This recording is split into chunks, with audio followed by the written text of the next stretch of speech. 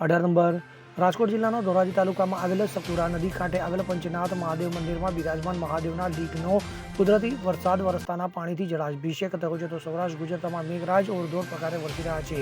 તો ધોરાજી પંથકમાં ધોધમાર વરસાદ પડતા અને નદીના અને ચેકડેમ પણ વરસાદી પાણીથી ભરાઈ ગયા હતા. ત્યારે ધોરાજી તાલુકામાં સકુરા નદી કાંઠે આવેલું પૌરાણિક મંદિર એટલે પંચનાથ મહાદેવ મંદિર. આ મંદિરમાં આ ચોમાસુ સિઝનમાં પહેલી વખત સકુરા નદી બે કાંઠે વહેતી થઈ હતી. તો સાથોસાથ પંચનાથ મહાદેવ મંદિરમાં બિરાજમાન મહાદેવની લીકનો પણ કુદરતી રીતે વરસતો વરસાદને પગલે જળાભિષેક થયો હતો. અને આ પંચનાથ મહાદેવ મંદિરમાં દર વર્ષે ચોમાસું જામી અને વરસાદ પડતાની સાથે મંદિરમાં વરસાદી પાણી ઘૂસી જતા હોય છે અને મહાદેવની લીકનો કુદરતી રીતે જળાભિષેક થતો હોય છે અને આ નજારો જોવા જેવો હોય છે. ત્યારે ધોરાજીમાં આજે પહેલીવાર પંચનાથ મહાદેવ મંદિરમાં બિરાજમાન મહાદેવની લીક ઉપર વરસાદી પાણીથી જળાભિષેક થતા આનંદ છવાઈ જવા પામ્યો હતો. બોલ બાપુ. હરિઓમ. આજે 3/7/2025 રોજ ધોરાજીની અંદર ખૂબ વરસાદ થયો છે.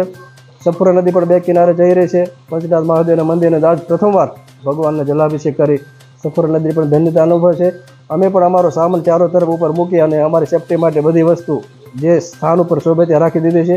પત્રકાર મિત્રોએ પણ આપણે ખૂબ ખૂબ સફુરા નદીને બે કિનારે જતા દર્શન કરાવ્યા છે.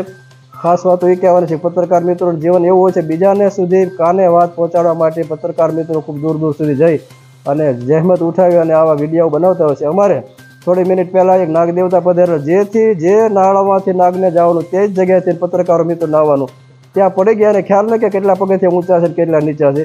આ કામ બહુ કઠિન છે, પરંતુ છતાંય આપણા ગુજરાતી ભારતીય લોકો આવા મીડિયાના માધ્યમ દ્વારા આપણને ઘરે ઘરે સંદેશ પહોંચાડે છે.